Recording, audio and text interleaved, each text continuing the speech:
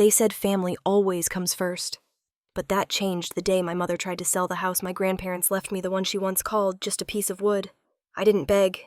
I didn't fight. I built something better. A place for women like me to start over. And while they lost everything, I found peace in the only home that ever loved me back. I'm Madeline Carter, and this is how I made karma my closest ally. If you haven't subscribed to the channel yet, don't forget to hit subscribe, smash like button, and tell us in the comments where you're tuning in from. The cold that night in Seattle cut straight through my coat and into my bones. I could feel the steering wheel freezing under my hands as I drove along the highway, the city lights fading behind me. It was late December, and the kind of quiet that comes before Christmas always felt heavier than usual.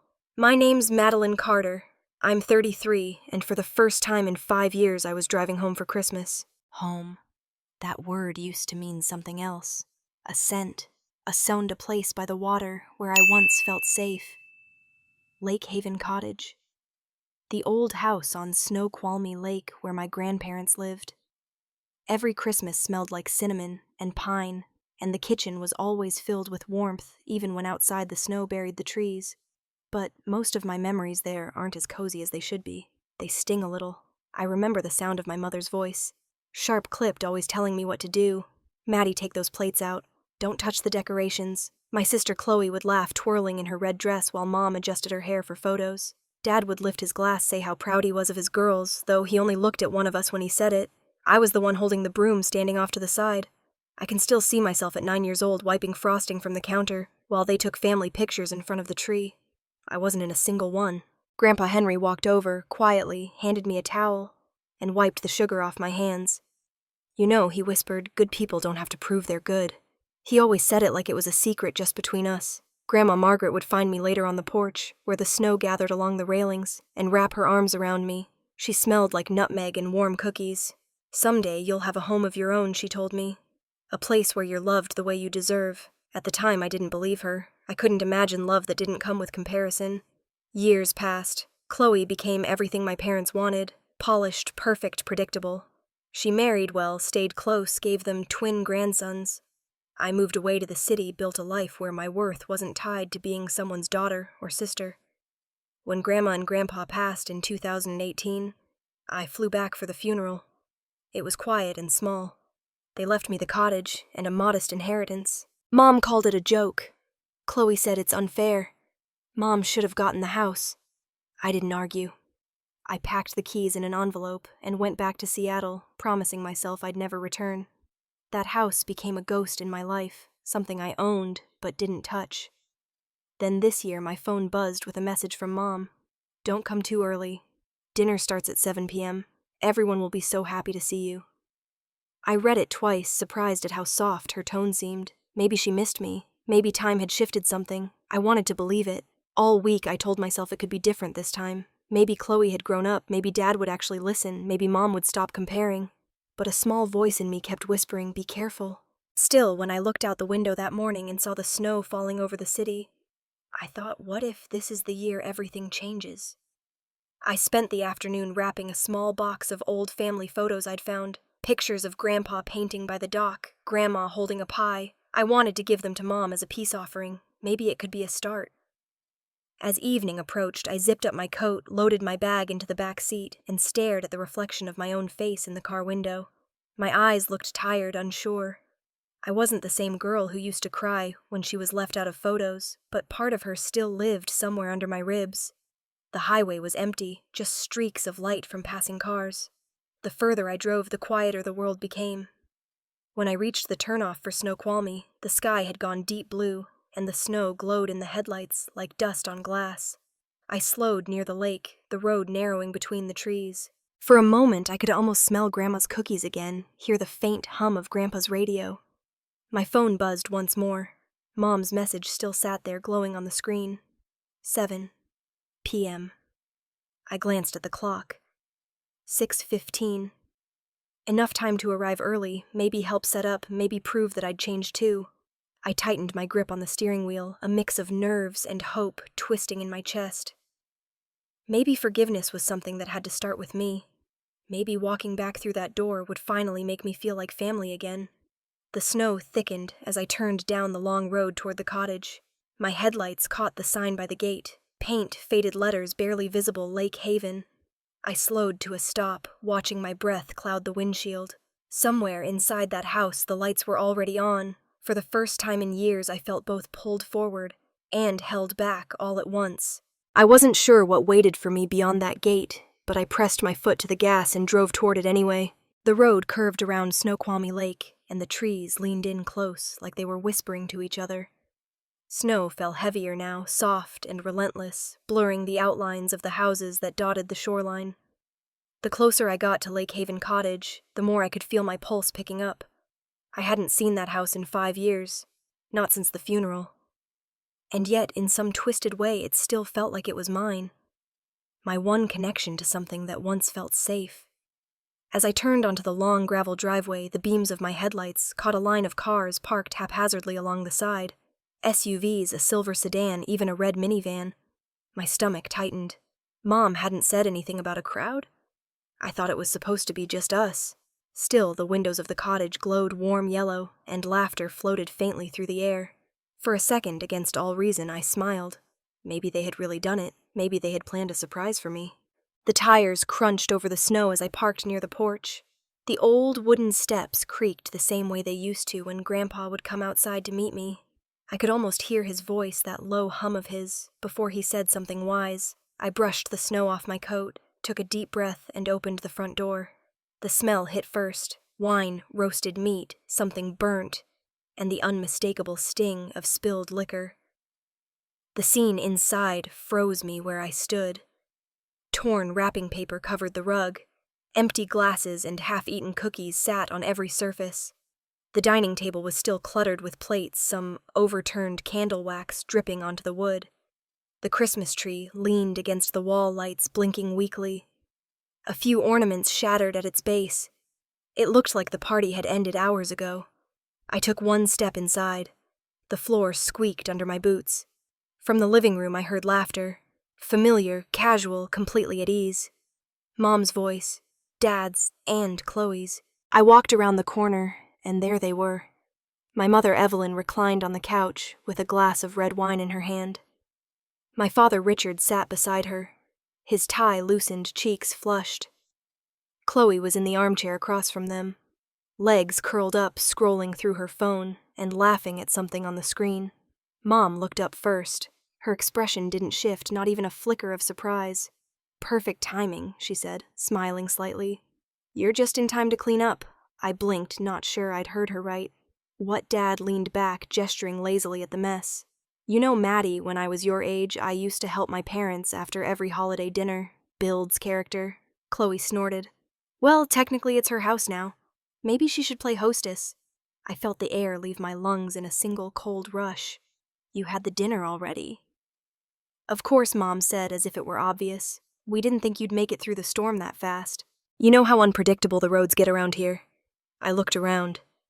The empty platters, the wine-stained tablecloth, the faint embers in the fireplace. Everything about the room screamed finality, like I was walking into the aftermath. Not the celebration. "You said 7, I said quietly. "You texted me. Dinner starts at 7. Mom lifted her brows, feigning confusion. "Did I must have mixed up the time? You know me, always multitasking." I stared at her. "There are 5 cars outside. Who was even here? Just family," Dad said, pouring himself another drink. "Tom and Sarah stopped by. The twins had fun." "Everyone had a wonderful time. Without me," he shrugged. "You were late." I felt my jaw clench. "Late because you told me to be." Chloe put her phone down, finally looking at me. "You always take things so seriously, Maddie. We just wanted to have dinner early so the kids could open their presents. It's not that deep." "It's Christmas," I said, "and you didn't even tell me." Mom's tone turned sugary, the kind she used when she wanted to end a conversation without resolving it. "Darling, it's not the end of the world. You're here now. Why don't you grab a trash bag and help us tidy up?" I stared at her hand waving lazily toward the table, at the lipstick on her wineglass, at the way Chloe tried to hide her smirk. The humiliation burned through my chest so fast it made my hands tremble. "How did you even get in?" I asked. "I changed the locks years ago." Dad chuckled. "You forgot, sweetheart. I helped Henry install those locks back in the day. Still have the old key. Don't worry, I'll make a copy for you. This isn't your house, I said, my voice rising. It's mine. Mom's smile froze. Don't start that nonsense again. It's a family home. You can't expect us to ask permission to visit. Chloe raised her glass. Cheers to family traditions. I took a step forward, meeting each of their eyes. You're right. It is a family home. But the family that built it is gone. And the people who are sitting here right now, they don't feel like family to me. No one said anything. The only sound was the faint crackle from the fireplace and the low hum of Christmas music playing from somewhere in the kitchen. My heart pounded so loud I could hear it in my ears. I set my keys on the counter. I want you all to leave. Mom laughed, sharp and cold. Excuse me, I said, leave. You've had your dinner. You've made your point. Now get out. Dad leaned forward, his tone suddenly stern. Watch your attitude, young lady. You might own the deed, but we made this house a home long before you were born. And you lost that right when you turned it into a joke, I said. Chloe rolled her eyes, took a sip of wine, and whispered something to Mom. They both chuckled. That small sound, dismissive and amused, was somehow worse than yelling. I turned toward the door, my hands shaking my throat tight. I'll come back in this morning, I said quietly. Make sure everything's locked. I didn't wait for them to respond. I walked out into the snow, letting the door slam behind me. The sound echoed across the frozen lake, sharp and final. The cold air hit my face, and I took a deep breath that burned in my lungs. The sky was dark, and the lights from the cottage spilled weakly onto the snow. For a long moment, I just stood there staring at that house. The house my grandparents built, the one they left to me, and realized that coming back hadn't been an invitation. It was a reminder. They hadn't asked me home to celebrate. They'd asked me to remember exactly where I stood, and I finally did. The house was quiet, except for the faint hum of Christmas music drifting from a Bluetooth speaker in the corner. Silent night. The irony wasn't lost on me. I stood in the kitchen, surrounded by dirty dishes, wine-stained napkins, and the faint smell of burnt sugar. I could have walked out, left it all for them to clean, but my hands started moving on their own. I picked up plates, stacked them in the sink, wiped down the counters. Maybe part of me still wanted to prove something, to show I wasn't the careless, emotional daughter they always said I was. The water from the faucet ran warm, fogging the window in front of me. Through it, I could see the reflection of the Christmas tree in the living room, its crooked shape swaying a little every time someone moved past it. Mom and Dad had disappeared into the den. Chloe had gone upstairs, her heels clicking against the floor like a ticking clock. I focused on the rhythm of the dishes, the clinking of glass, anything to drown out the feeling that I didn't belong here. Silent night, holy night, the singer crooned softly. And suddenly I was 8 years old again. It was Christmas Eve, and I was sitting cross-legged on the carpet, wrapping a small box of cookies I'd baked with Grandma. The paper was uneven, the tape crooked. Mom had walked in, glanced down, and frowned. Honey, why don't you let Chloe do that? You're wasting wrapping paper. She took the box out of my hands and gave it to my sister. Do it nicely, dear. Your grandparents deserve better. I'd nodded, eyes stinging, watching Chloe rewrap it perfectly, smiling for the camera later, as if she'd made it herself. Later that night, Grandpa Henry found me outside on the porch, staring at the snow piling up along the railing. He sat beside me, his heavy coat rustling. You did a fine job, he said. I shook my head. Mom said it looked messy. He smiled, those kind eyes glinting under the porch light. The world isn't made of one color, Maddie. It's all shades. Don't let anyone convince you your shade doesn't belong. That was the year he gave me the watercolor set. The brushes came in a tin case, the bristles soft, the colors vivid. For when you want to make the world look the way you see it, he said. I kept that set for years. Even now, I could still feel the smooth surface of the brushes between my fingers. The sound of laughter pulled me back to the present. I froze. Mom's voice carried through the hallway, low and conspiratorial. After the winter, we'll put the house on the market. She doesn't need this place. My chest tightened. Chloe's reply came almost immediately, sharp and certain. Exactly. She never even took care of it. Grandpa would hate seeing it like this. You and Dad should do what's right. I stopped scrubbing and let the sponge fall into the sink. The water continued running, steaming into the cold air. My pulse pounded in my ears. They were talking about selling the house. My house. As if I didn't exist. I leaned closer to the doorway, careful not to make a sound. Their voices grew clearer. We'll tell her it's for taxes or maintenance, Mom said.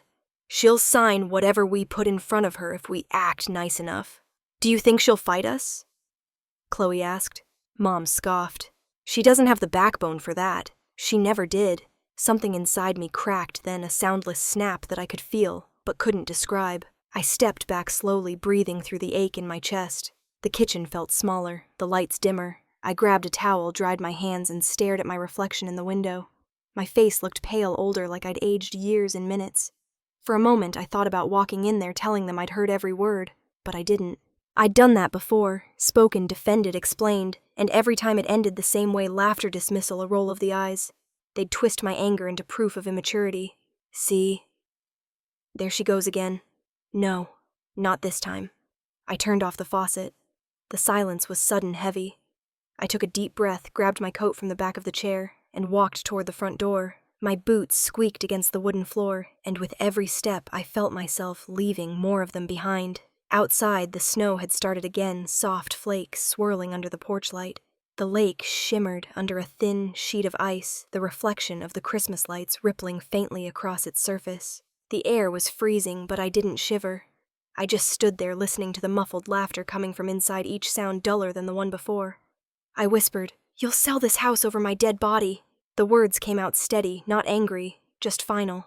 The wind picked up, carrying the scent of pine and smoke. I tightened my scarf, took one last look at the house, and felt something shift inside me. The same silence that used to crush me now felt different. It wasn't empty anymore. It was space.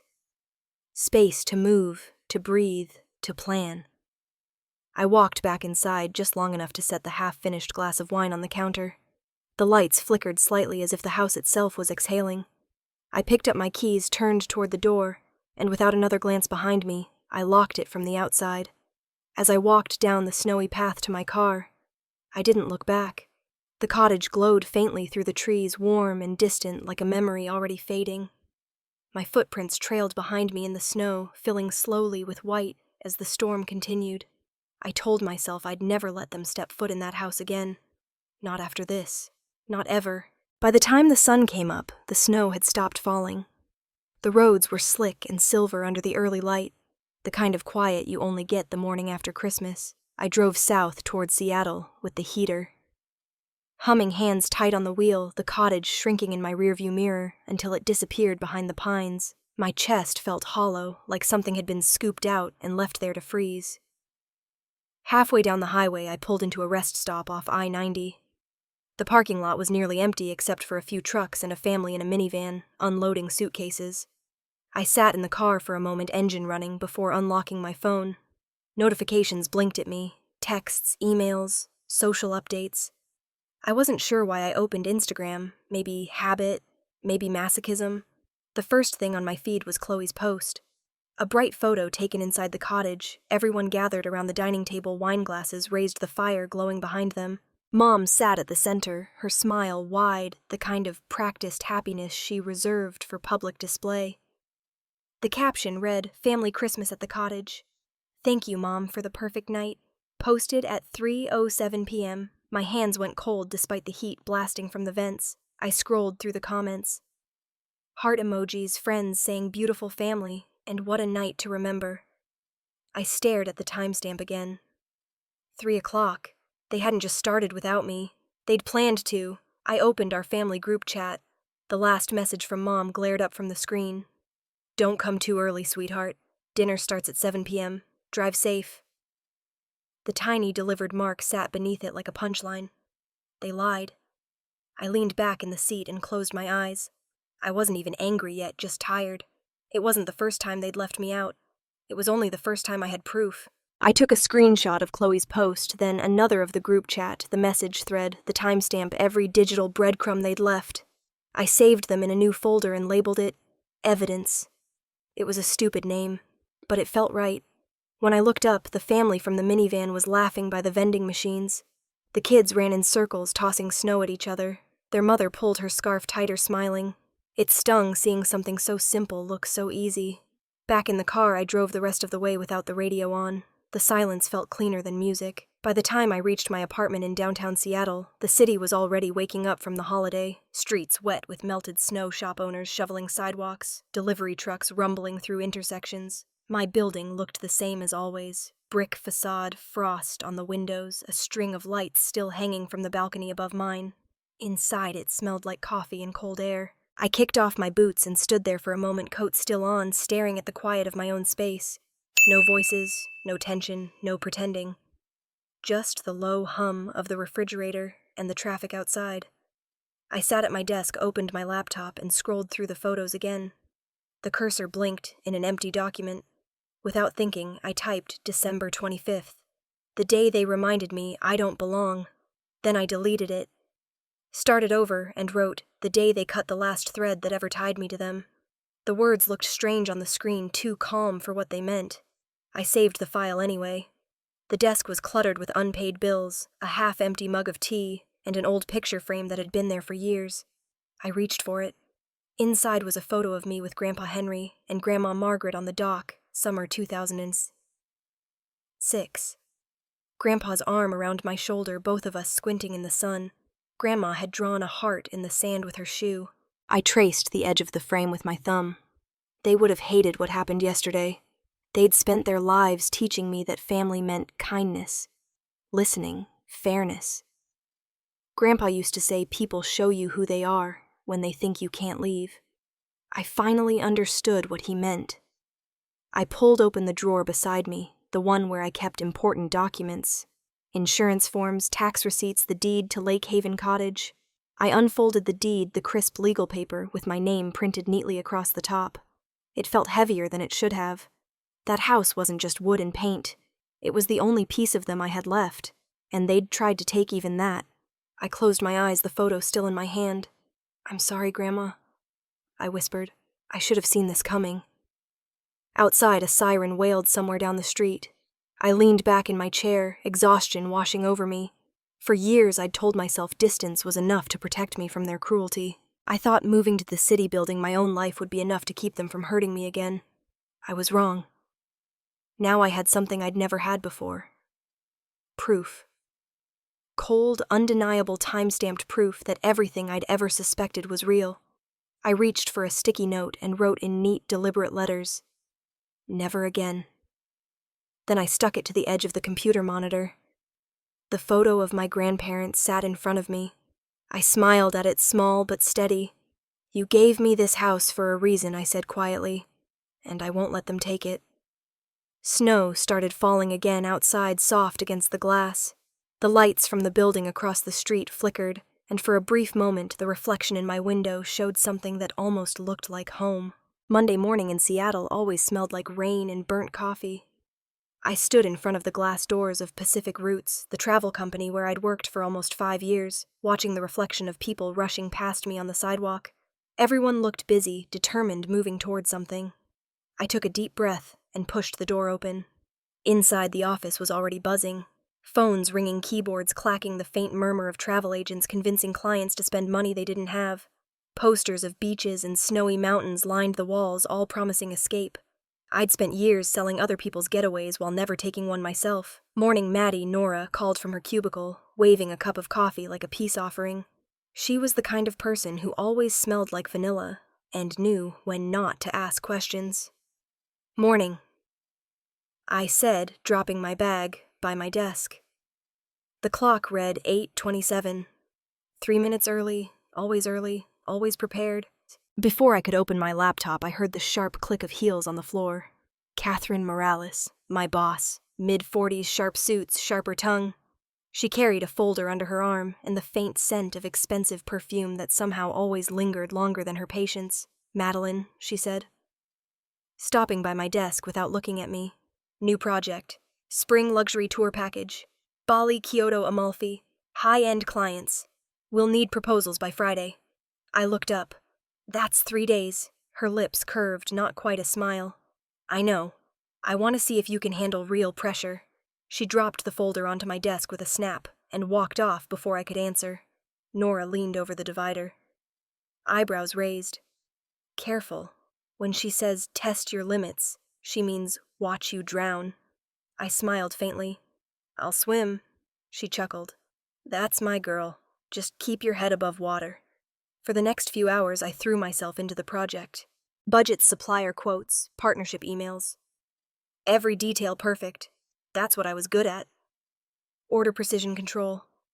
It was the one place in my life where my work couldn't be rewritten or stolen by someone else. At noon, Nora appeared at my desk again, holding 2 sandwiches. Break. You're human.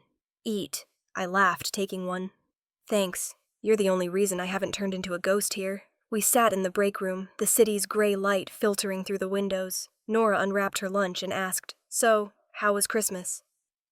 I hesitated, staring at the sandwich like it might give me an excuse not to talk. "I got there late," I said finally. "They'd already had dinner." Her face softened. "You're kidding." I shook my head. "No. They told me to come at 7. Turns out the party was at 3. Jesus, Maddie." She frowned. "That's cruel." I shrugged. "It's not new." She didn't say anything for a moment, then reached across the table, touching my wrist. "You deserve better than that." I smiled, but it didn't reach my eyes. "I know." When we went back to our desks, I caught my reflection in the glass partition. Tired eyes, steady expression, the practiced calm of someone who'd learned to swallow hurt quietly. By mid-afternoon, the office lights dimmed slightly as clouds rolled over the city. Catherine sent out an email marked urgent. The subject line read, "Reminder." Deadlines separate professionals from excuses. I could practically hear her voice in my head. At the same time, another notification popped up on my screen. An email from my mother. The subject. The house. I hesitated before opening it. The message was short. "Don't worry about Lake Haven. We'll handle things. You don't need to come back. It's still a family property, and your father and I will take care of it. No greeting, no signature, just that." I stared at the words until they blurred. The cursor blinked like a heartbeat. A gust of laughter erupted from a nearby cubicle, snapping me back. I closed the email, minimizing the screen before Nora could walk by and see it. My throat felt dry. It wasn't just that they were cutting me out again. It was the audacity, the ownership in that tone, as if what they'd done was their right, as if my silence equaled permission. I took a slow breath the way Grandpa used to when something upset him. In through the nose, out through the mouth. My hands steadied over the keyboard. I started typing notes for the Bali itinerary, but my mind was somewhere else. On that house, those walls, the ghosts inside them. For a long time I thought peace meant keeping distance, but distance hadn't stopped them. It never would. The clock ticked toward 6. The office emptied around me, one coworker at a time. I sat there long after everyone had gone, watching the reflection of the city lights in the glass, my own face overlapping with the skyline. I used to hate being left out. It made me feel small, forgotten. But staring at that reflection now, I realized something. Sometimes not being invited isn't punishment. It's freedom. I shut down my computer, gathered my things, and stepped out into the rain. The streets shimmered with reflections, red and white lights rippling across wet asphalt. I walked toward my car, the sound of the city swallowing the thoughts in my head. For the first time in years, I didn't feel like running after them. I just wanted to move forward. A week later, I was halfway through a spreadsheet at work when the email popped up in my inbox. The subject line read, "Estate of Henry and Margaret Ellis. Inquiry." My stomach tightened. It was from Ellis and Benton, the law firm that had handled my grandparents' affairs years ago. I hadn't spoken to anyone from that office since their passing. I opened it carefully, half expecting bad news. The message was brief, polite, and strangely formal. "Dear Ms. Carter, we would like to review the current standing of your inheritance regarding Lake Haven Cottage. Please contact our office to schedule a brief consultation with attorney Laura Benton at your earliest convenience." For a minute, I just stared at it. My coffee had gone cold beside me, but I didn't move. The words inheritance and review pressed against each other like something waiting to explode. I called the number listed at the bottom of the email. A receptionist with a calm voice scheduled me for Wednesday afternoon. "Laura prefers to meet in person," she said. "Would you be available at our Green Lake office, or would you like to meet off-site?" I didn't know why I said it, but I asked for somewhere off-site. Maybe a coffee shop? The receptionist hesitated, then agreed. She likes Grounded Cafe near the lake. 2:00. When Wednesday came, the sky was the color of slate. I arrived 10 minutes early. Grounded Cafe was small, warm, with fogged-up windows, and the faint smell of cinnamon in the air. A middle-aged woman in a dark green coat waved to me from a corner table. "Ms. Carter." I nodded, taking her offered hand. Her grip was firm, confident. She looked to be in her mid-50s, with silver streaks in her dark hair and eyes that saw more than they said. "Laura Benton," she introduced herself. "It's good to finally meet you." Your grandparents spoke about you often. The words caught me off guard. They did. She smiled gently. They were very proud of you. Especially of how you managed to build a life on your own. I sat down, wrapping my hands around the warm mug she'd already ordered for me. You said there was something about the inheritance. Laura opened a leather folder and slid a few documents across the table. I've been reviewing your grandparents' estate plan as part of our annual audit process. I also received a request last month from your mother to verify certain ownership details. I felt my chest tighten. My mother. Yes, she wanted clarification on whether Lake Haven Cottage could be listed under joint family ownership. I blinked, stunned. It can't. Laura nodded calmly. Correct. Your grandparents made that very clear. The cottage was left solely to you, without conditions. It's legally your property, and no one else has any claim to it. I stared down at the papers, the familiar signatures of Henry and Margaret Ellis at the bottom of the will. I traced my finger over the ink like it might still be wet. They made sure of that. They did, Laura said. Then she hesitated before flipping to another page. There's also something else I think you should know. She slid a photocopy across the table. An old promissory note handwritten in my grandfather's tidy script. In 2017, your mother and father borrowed $150,000 from your grandparents. They listed it as a temporary loan to help your sister Chloe and her husband purchase their home in Bellevue. It was never repaid. I stared at the paper until the numbers blurred. My parents' signatures were there, dated and witnessed. My voice broke. I took a deep breath. I didn't know. They told me they couldn't afford to help me with college because of medical bills. Laura's eyes softened. I'm sorry, Madeline. It's not my place to judge your family, but you should have all the facts. I nodded slowly, clutching the edge of the table to steady myself. My coffee had gone cold, untouched. My pulse was loud in my ears. It's not just money, I said finally. It's trust. They didn't just take from me. They took from the only two people who ever believed in me. Laura listened quietly, her face unreadable. When I finished, she spoke carefully. You mentioned in your email that your parents are currently occupying the cottage.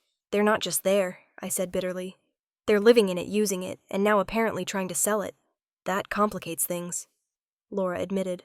But not for long. You have options. I looked up, meeting her eyes. What kind of options? She pulled another form from her folder and turned it toward me. A cease and desist notice for property trespassing.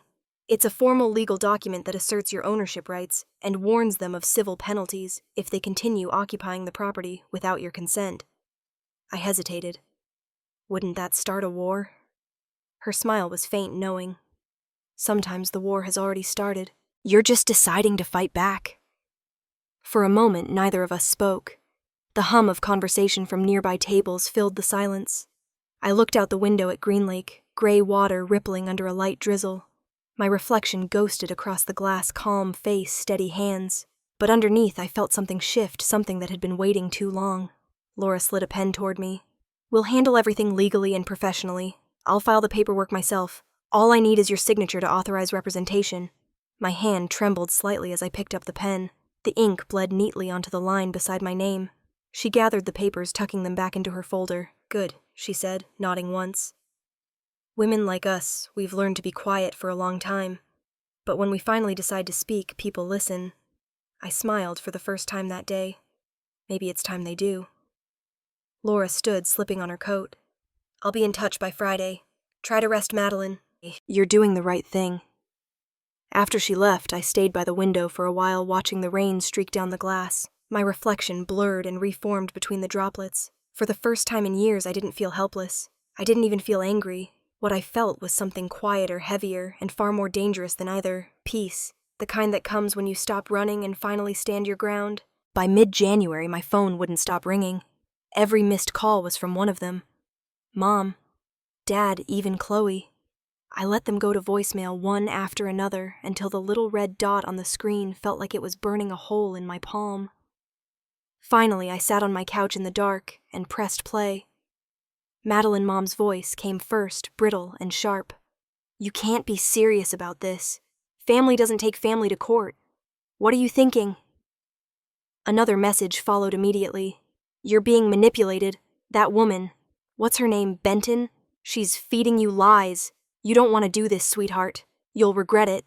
By the fourth message, her tone had shifted from pleading to venom. You're ungrateful. After everything we've done for you, this is how you repay us. Don't forget who raised you. I sat still, listening to the one voice that had ruled my childhood, now cracking under pressure. The last message came from my father. His tone was calm, too calm. If you do this, you're dead to us. I turned the phone face down on the coffee table. My reflection stared back at me in the black screen. For years I'd been afraid of their anger, but now hearing it all I felt was distance, like their voices were coming from another lifetime. The next morning I brought my phone to Laura's office. She sat behind her desk, glasses perched low on her nose, surrounded by neat stacks of folders. The smell of lemon polish and paper filled the air. I pressed play and let her listen.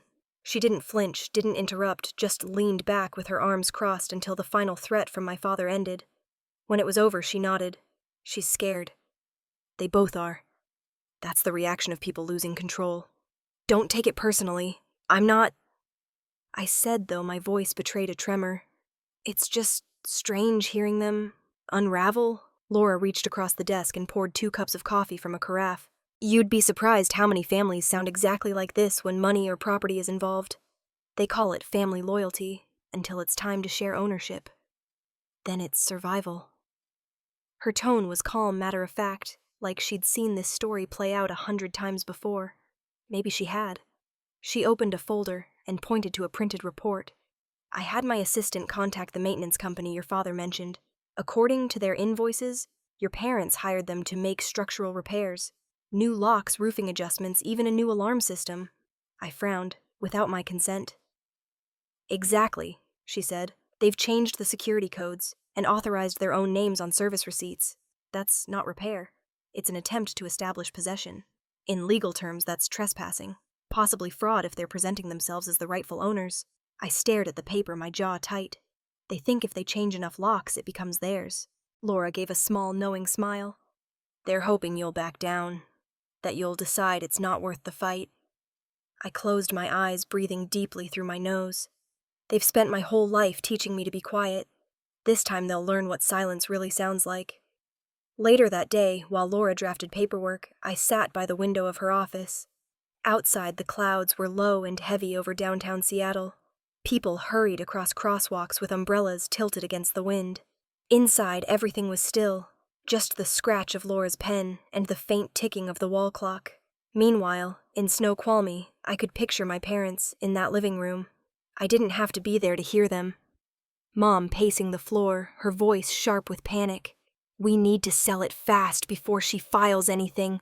I'll call a realtor, someone discreet. Chloe's voice soft but urgent. Are you sure that's smart? Mom, what if it blows up? It won't, Mom snapped. We'll tell her we're just getting an appraisal. She won't know until it's done. Dad's fist hit the table. We built that place up. I painted the damn porch myself. That house is ours, whether her name's on paper or not. Their words echoed in my head as clearly as if I'd been standing in that room. When Laura looked up, her tone was professional again. We'll file a civil injunction by Friday. It'll require them to vacate immediately or face penalties. I nodded slowly. Do it. She slid the document toward me. The formal letterhead read, Superior Court of King County. My name printed neatly at the top looked almost foreign. I ran my thumb over it, then signed my name at the bottom. Laura watched me. Once this is filed, there's no going back. I know. Her voice softened. Madeline, I've represented a lot of people who think standing up for themselves will make them monsters. It doesn't. It makes them free. I looked up at her, a small, tired smile tugging at my mouth. My mother always said I was too sensitive to survive in this world. Maybe sensitivity isn't the problem. Maybe obedience is. She smiled, leaning back. Now you're talking like someone who's ready. When I left the office, the air outside was biting cold.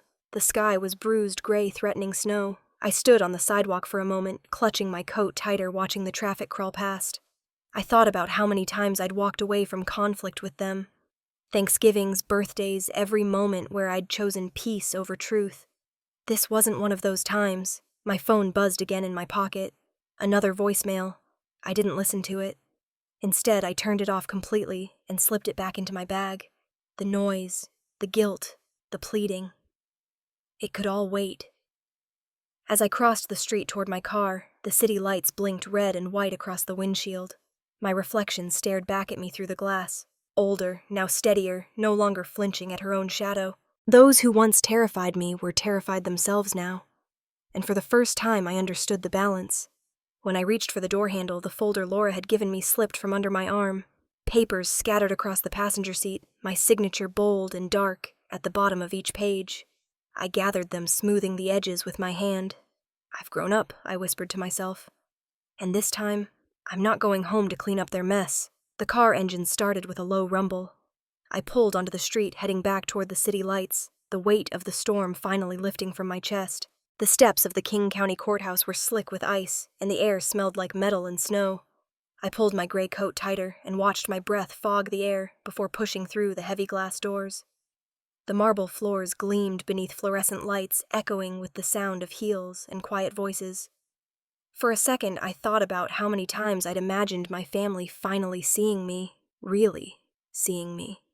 I never pictured it happening here. Laura met me just inside security files, tucked neatly under her arm. She was calm, collected her lipstick the same dark shade of plum she always wore. "Ready?" she asked. I nodded, even though my throat felt tight. As I'll ever be. We took our seats in the courtroom. The benches creaked. The air was dry and cold, carrying the faint smell of old paper and coffee. Across the aisle, my parents sat together, whispering furiously. Mom looked smaller than I remembered, her hair pinned too tightly, face powdered pale. Dad sat rigid, jaw clenched, tapping one finger against his knee. Chloe sat beside them, eyes downcast, clutching a tissue she didn't seem to need. When the judge entered, everyone stood. The sound of the gavel hitting wood cracked through the silence. Case number 24-1821.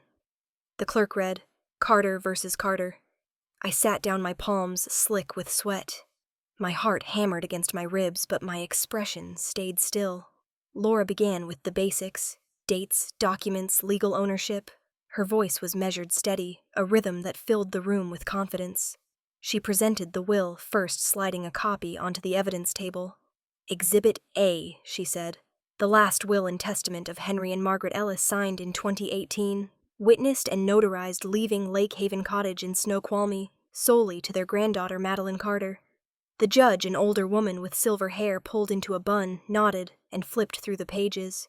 "And the respondents?" she asked, glancing toward my parents. Mom stood, hands folded dramatically at her waist. "Your Honor." My husband and I cared for my parents in their final years. We supported them financially and emotionally. My daughter, she took advantage of their age. She manipulated them into changing the will to cut us out. I stared straight ahead, not reacting. Laura rose slowly. "Mrs. Carter, do you have any proof of this alleged manipulation?" Mom's lips tightened. No direct proof, but everyone knew they were easily influenced. The judge raised an eyebrow. "Do you have any witness statements or evidence of coercion?" Mom hesitated. "No." "But then what we have," the judge interrupted gently, "is speculation, not fact." Laura turned toward me. "Ms. Carter, would you describe your relationship with your grandparents during the final years of their lives?" I took a breath. My voice came out steady, though my fingers trembled slightly against my lap. "They were the only people who ever really listened to me. I visited every month until they passed. They told me the cottage would be mine one day, not because of what I did for them, but because they wanted me to have a place where I felt safe." The judge nodded, scribbling a note. "Continue, Ms. Benton." Laura walked to the evidence table again. Exhibit B, a text message sent from Mrs. Evelyn Carter to Ms. Carter on December 24th, 2023, stating, and I quote, "Dinner starts at 7 p.m., followed by Exhibit C, a social media post from Chloe Hughes, at 3:07 p.m., captioned, 'Family Christmas at the Cottage,' clearly establishing that the respondents deliberately excluded the plaintiff from the family event while occupying her property without consent. A murmur rippled through the room. Chloe shifted uncomfortably in her seat, cheeks flushing red. Laura didn't stop there. Exhibit D, receipts from a local maintenance company hired by the respondents to replace locks and alarm codes at Lake Haven Cottage without the plaintiff's authorization. She flipped to another page. And finally, Exhibit E, a copy of a 2017 promissory note confirming that Mrs. Evelyn Carter and Mr. Richard Carter borrowed $150,000 from the late Henry and Margaret Ellis. The loan was never repaid. The room fell silent except for the scratching of the judge's pen. Laura turned toward my parents. Would either of you like to dispute these documents? Dad's voice came low but hard. We helped build that house. I painted the porch, fixed the dock. You think a piece of paper changes that? The judge looked up. Mr. Carter, property ownership is not determined by sentiment. Mom's mask cracked, then tears welling up fast. She's our daughter. We gave her everything, and now she's taking from us. Laura didn't raise her voice. You're not losing a house you owned, Mrs. Carter. You're being asked to leave one you never did. For the first time, I felt my shoulders drop. I hadn't realized how tense they'd been until that moment. The judge flipped through the final document, then looked directly at my mother. Do you have any additional evidence of coercion or undue influence?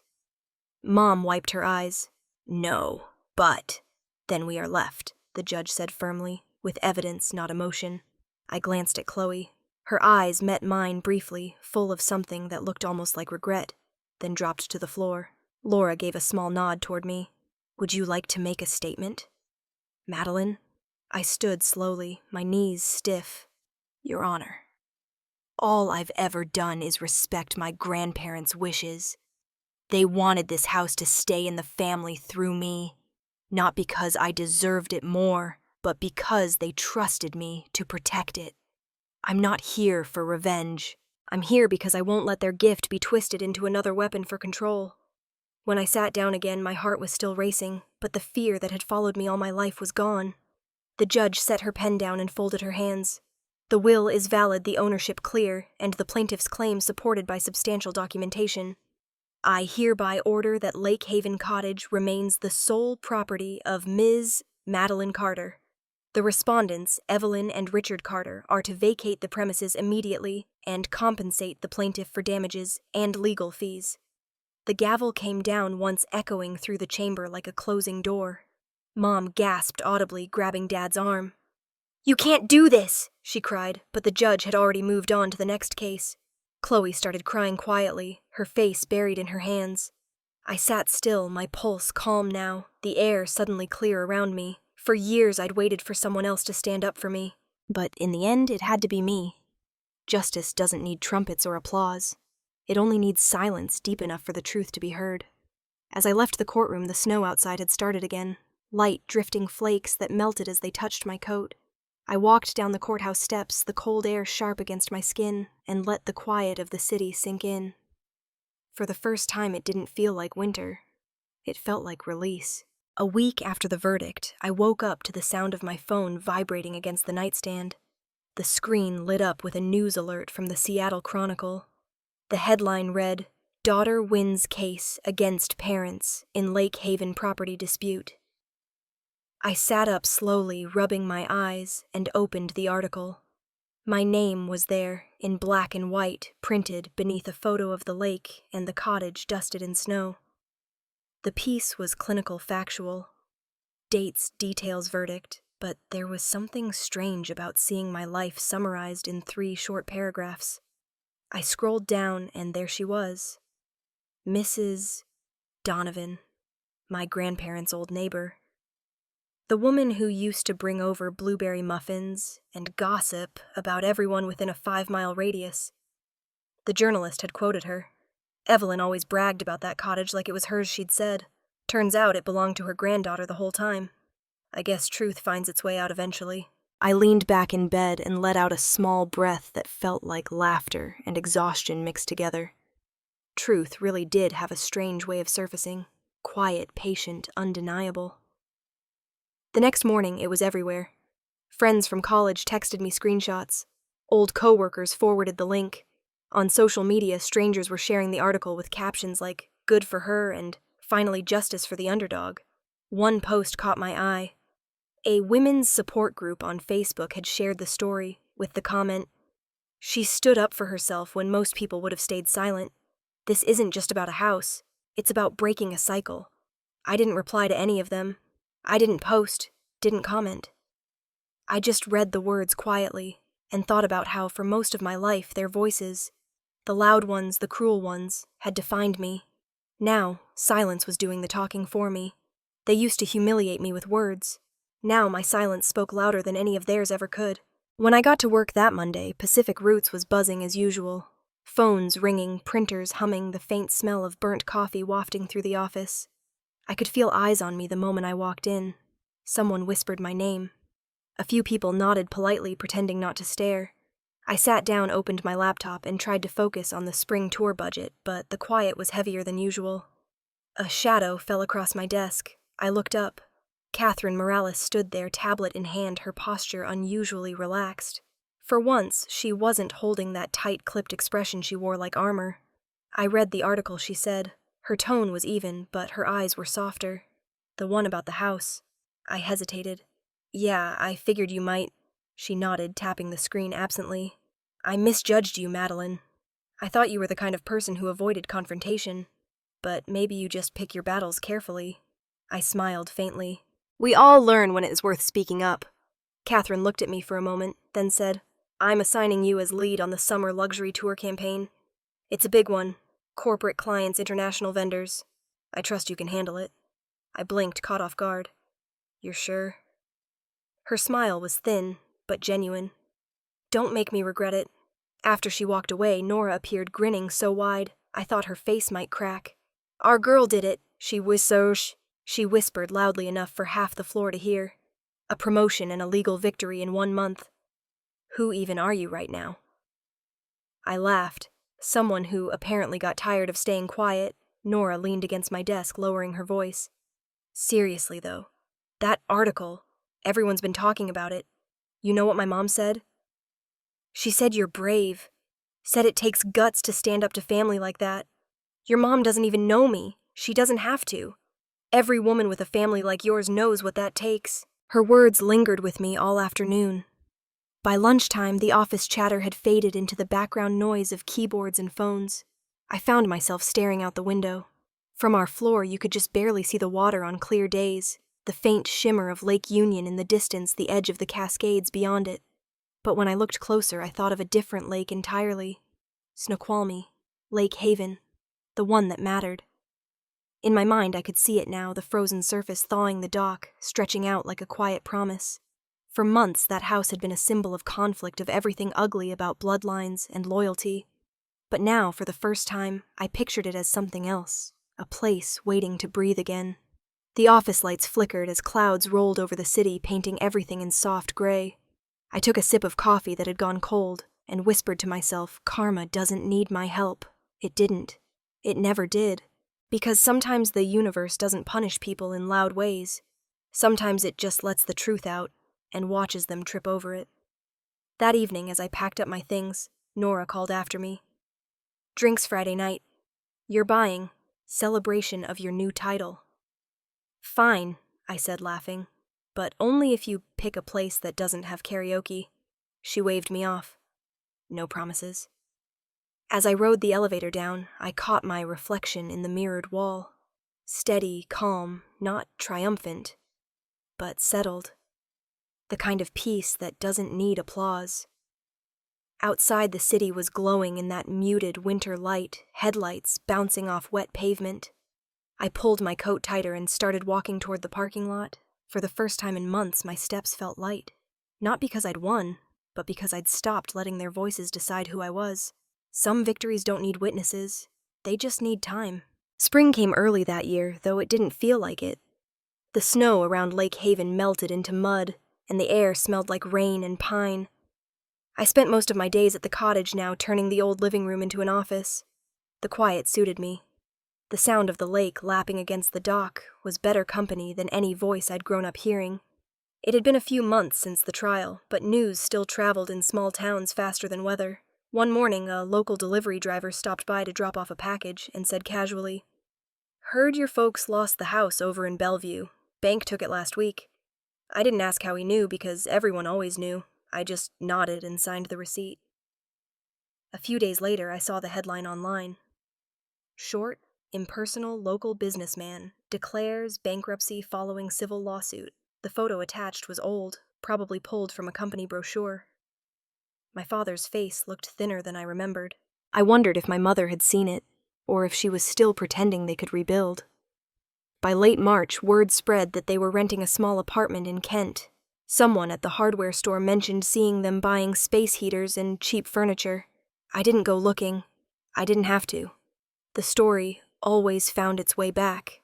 Chloe, though, stayed silent.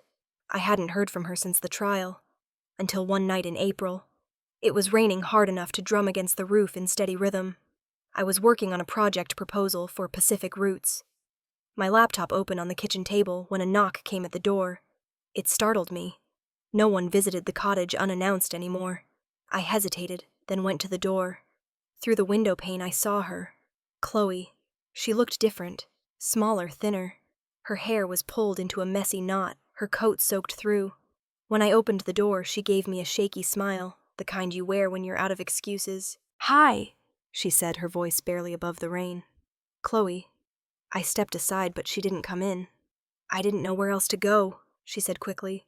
"I wouldn't be here if I had another choice." I studied her face, the dark circles under her eyes. "What happened?" She let out a trembling breath. "Mark left. Took the boys and moved back to his parents' place in Oregon. He said he couldn't deal with the chaos anymore." I swallowed hard, unsure what to say. "They're fine," she added, wiping her nose with the back of her hand. "They're with him. She looked down, her voice cracking. "I need help, Maddie." The sound of her saying my name felt strange, heavy. "Help with what?" She met my eyes finally. "Mom and Dad have nowhere to go. The apartment's too small. The landlord's threatening eviction. I was hoping—" Her voice trailed off. "Maybe they could stay here. Just for a few weeks, until they get back on their feet." I stood there listening to the rain hitting the porch.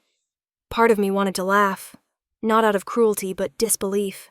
All the times they'd told me I wasn't family enough, that the cottage wasn't really mine, and now they were asking to live in it. "You want me to let them move in?" I said slowly. "Temporarily," she said.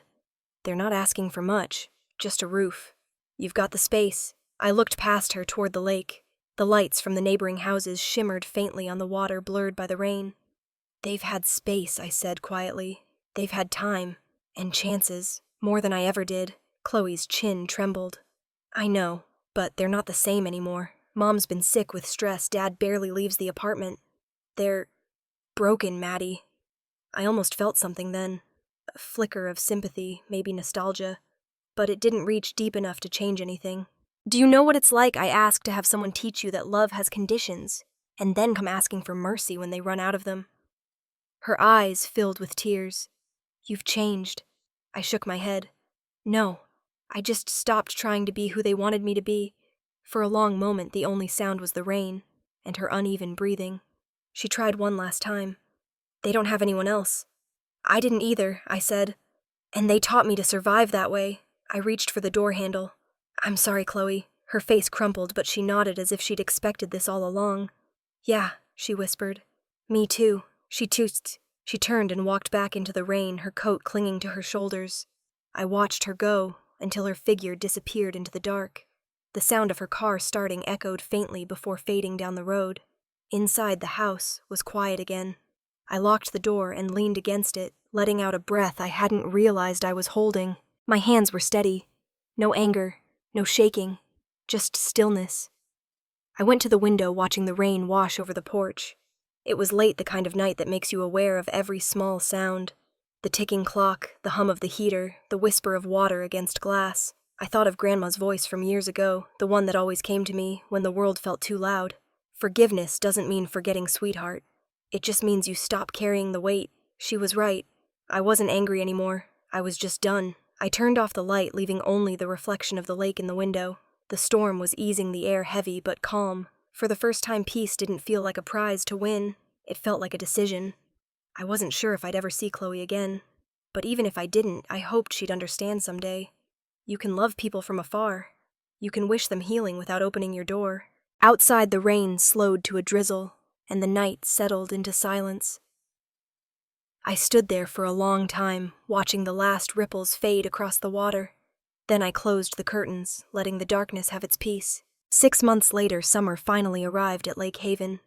The mornings came earlier now, sunlight spilling across the water like liquid gold. The cottage no longer looked tired or broken. It breathed again. I'd spent weeks painting the walls pale cream, replacing the old roof, and planting rows of lavender that lined the porch like a soft purple border. Every time the wind blew, the air filled with their scent, clean, alive, familiar. The repairs weren't just about fixing wood or paint. They were about reclaiming something that had been stolen, not by law, but by years of neglect.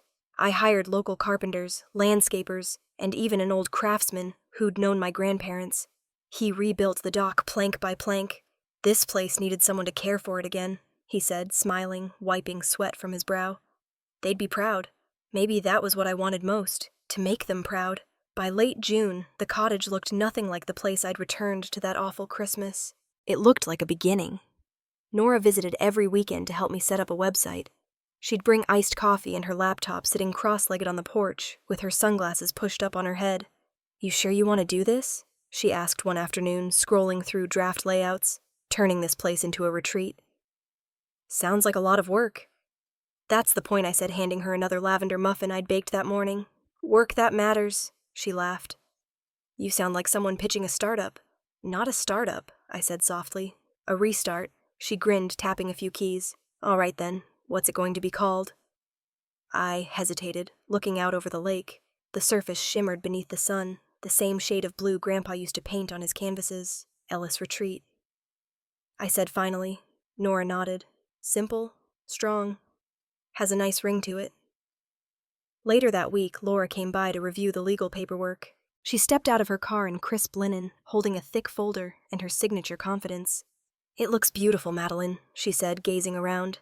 "You've done more in 6 months than most people do in 6 years. I smiled. "It feels different now.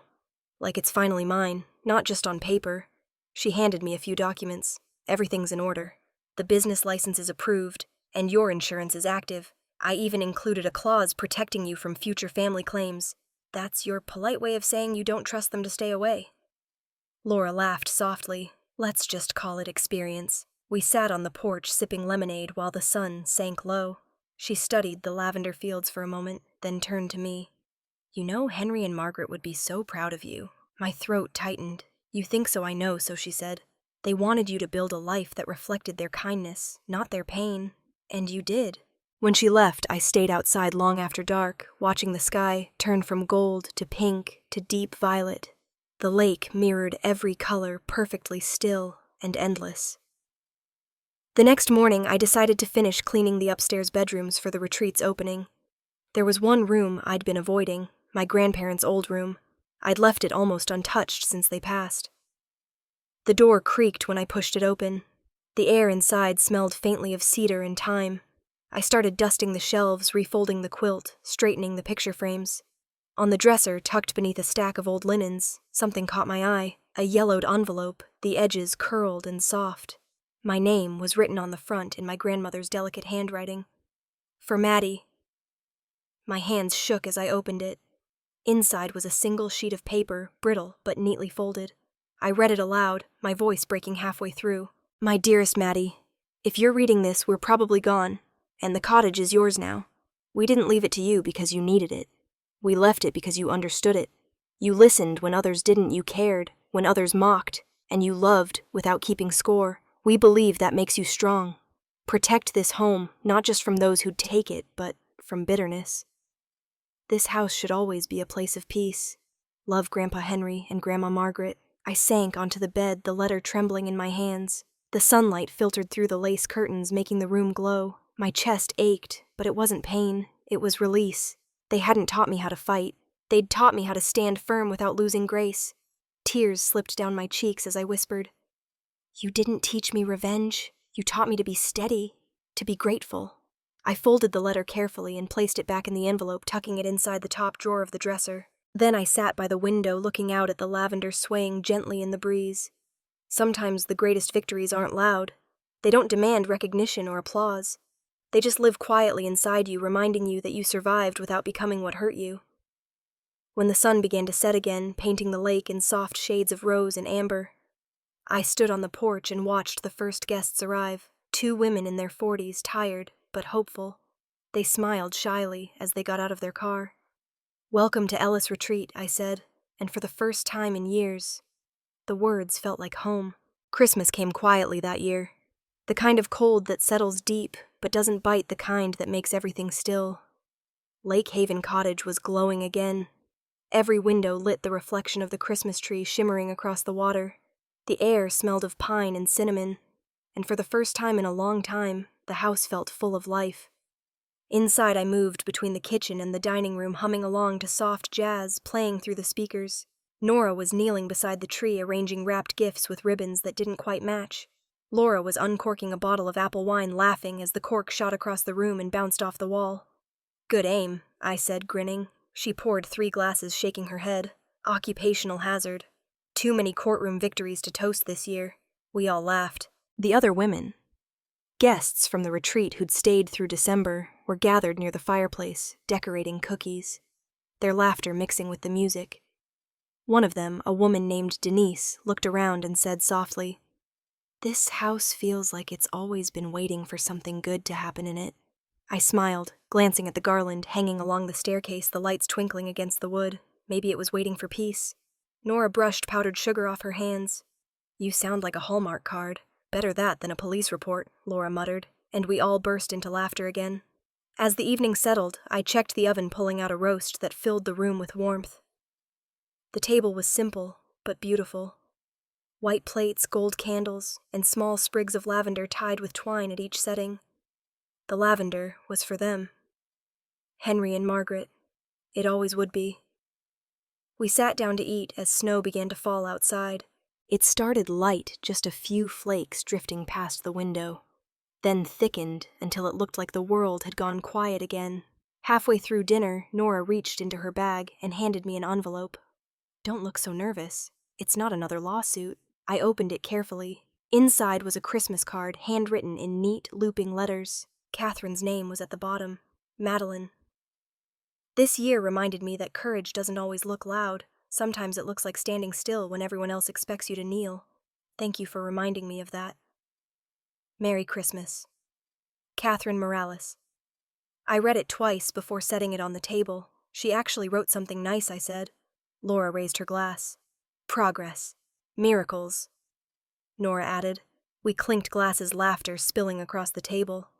For a moment, I wished my grandparents could see it. The warmth, the women, the life inside these walls. But in some way, I think they already did. After dinner, everyone moved to the living room. The fire crackled, and someone put on an old Bing Crosby record.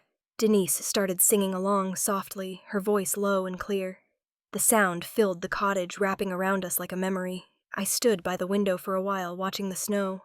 The lake was still, its surface smooth as glass, reflecting the string lights from the porch. My reflection merged with the tree behind me, past and present folded together. A year ago, I'd stood in this same spot, surrounded by the wreckage of someone else's party, humiliated, angry small. Now the same house was glowing, full of laughter that didn't sting. 1 year ago, I was shut out of a family dinner. Tonight, I was hosting my own, and everyone inside had earned their place at the table. I walked outside onto the porch, holding my glass of apple wine. The cold bit gently at my cheeks, the snow soft beneath my boots. The world was hushed except for the faint sound of music and laughter from inside. The lake stretched out before me, calm and dark, the moonlight touching the edge of the dock. I lifted my glass slightly toward it. "Merry Christmas, Grandpa," I whispered. "Merry Christmas, Grandma." For a moment, I could almost hear them. The faint echo of their laughter from the kitchen, the clatter of dishes, the low hum of Grandpa's radio. It wasn't haunting. It was comforting, like they'd never really left. I took a slow sip, the sweetness of the wine settling warm in my chest. I didn't need them to regret what they'd done. I didn't need apologies or validation. I just needed this. Quiet, simple peace. Behind me, the door opened, and Nora's voice called out, "Hey, are you going to stay out there all night?" "Just a minute," I said. She smiled, holding the door open. "Save me some of that peace when you're done." I laughed softly and nodded. Deal. As the door closed, I looked back at the water one last time. Snow kept falling, covering everything in white, soft, and new. The kind of clean slate that only winter can give.